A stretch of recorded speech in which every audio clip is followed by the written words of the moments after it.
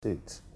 I think that is absolutely unacceptable. And that's happening. And that is happening. You do hear these things, and it shouldn't be so. So we should sit down and put together a structure whereby the NJC, whereby the Nigerian Bar Association, and stakeholders in the justice delivery system take complete control of judicial appointments. Let's come to the current scenario playing out. Some people have faulted the selection process for those shortlisted. We have 9 persons who have been shortlisted for appointments as justices of the Supreme Court. And some lawyers have faulted that procedure. They say we're not privy to the criteria or the reason for the selection. We don't know the when and the why and the how these 9 people were picked. And would you suggest to the NBA that perhaps there's a need to take another look at that procedure? I think the people who complain about the lack of openness, I don't want to use the word transparency because that might sound as if it's an indictment. But yes, it could be more open. It could be more open, but you can't satisfy everybody in these situations. But I do accept that it should be more open.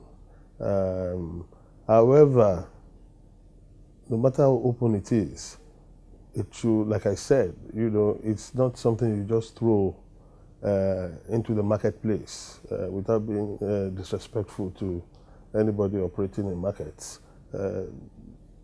Like I said, you just don't want to appoint a judge and you go to a traditional ruler to ask him which lawyers are his favorites or who does he know to come on board.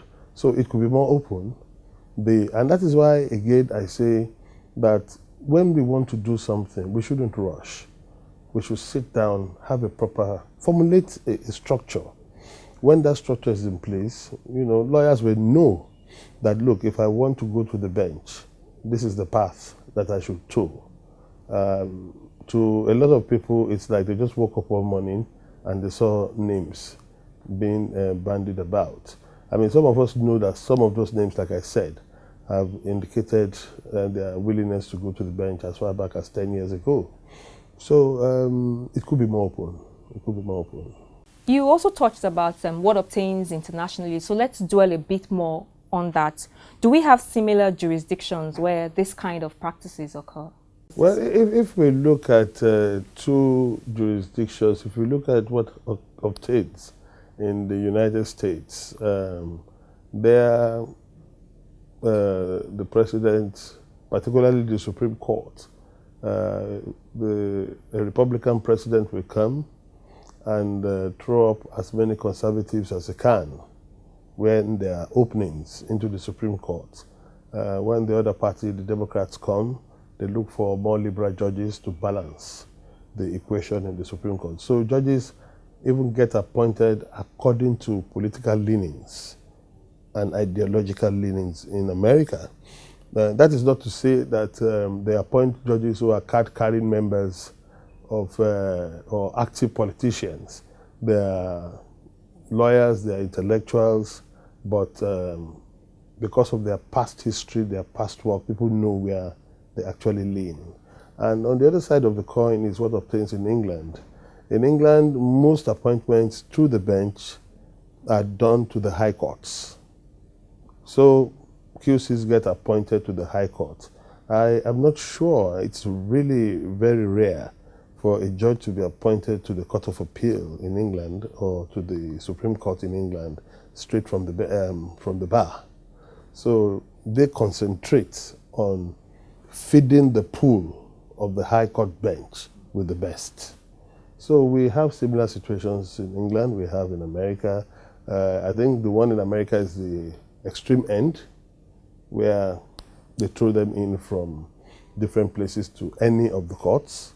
And the other end is the English system, the English experience, whereby the lawyers are actually fed into the high court.